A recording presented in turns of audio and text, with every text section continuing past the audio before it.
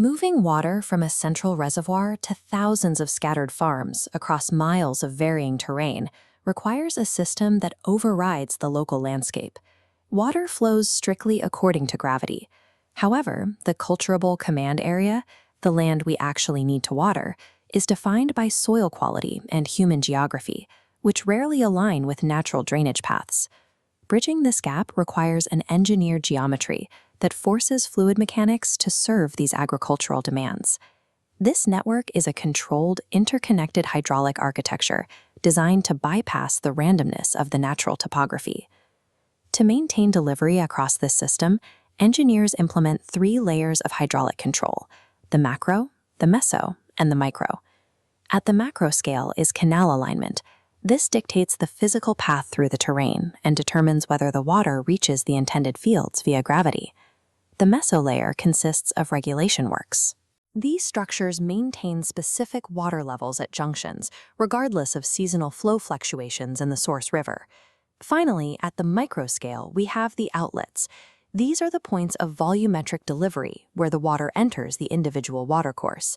A failure at any one of these 3 layers disrupts the entire hydraulic chain, leading to either insufficient supply or overflow. The most efficient macro alignment is the ridge canal, also known as a watershed alignment. By positioning the canal at the highest local elevation, it can command and irrigate lands on both sides of the ridge purely through gravity-fed flow. If a ridge is unavailable or the terrain slopes entirely in one direction, engineers must use a contour canal. This canal is cut into the side of a hill, following a specific contour line. Because of the elevation on the uphill side, it can only irrigate the downhill slope, effectively halving the potential command area. Alternatively, a side slope alignment runs perpendicular to the contours. Because of the steep gradient, it is rarely used for direct irrigation. These choices are rarely free. The topography dictates the alignment, which in turn determines the structural requirements further downstream. A contour alignment introduces a structural requirement. Because it runs horizontally across a slope, it will inevitably intersect natural drainage lines and rivers.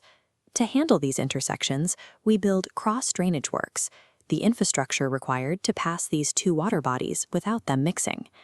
Identifying these specific structures is a standard requirement for engineering exams. If the irrigation canal is carried over the drainage line, it is an aqueduct. If the drainage water is carried over the canal, it is a superpassage. Successfully navigating these topographic intersections is the prerequisite for regulating and dividing the water further down the chain. At the meso layer, the focus shifts to junctions, where a large parent canal divides into a smaller off-taking distributary. If the water level in the main canal drops during a low supply season, it may fall below the intake level of the distributary, leaving the side channel empty. The solution is a cross-regulator placed across the parent canal. By lowering the gates, engineers raise the water level upstream to ensure it flows into the side branch. A second gate, the distributary head regulator, is placed at the entrance of the off-taking channel. This gate meters the exact volumetric discharge entering the distributary, regardless of how much the water has been raised by the cross-regulator. Canal falls and escapes serve as the system's safety valves, bleeding off excess energy or surplus volume when needed.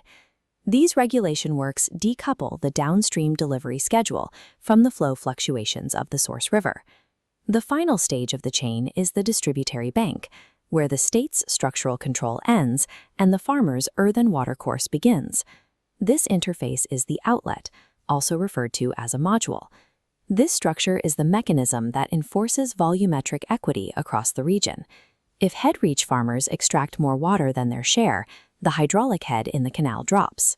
Downstream farms then receive no water, resulting in total crop failure. The internal hydraulic physics of this opening ensures that even the furthest downstream farms receive their allotted supply. We classify outlets based on their sensitivity to fluctuations in the upstream level, H1, and the downstream level, H2. A non-modular outlet, like a submerged pipe, is highly susceptible to tampering. Because its discharge is proportional to the square root of the head difference, a farmer can dig their ditch deeper to lower H2 and artificially pull more water from the canal. To prevent this, engineers use the semi-modular or flexible outlet. In this design, the discharge relies only on the upstream level. Even if the former lowers the downstream ditch, the flow remains stable. A fully modular outlet maintains a constant discharge regardless of variations in either the upstream or downstream levels.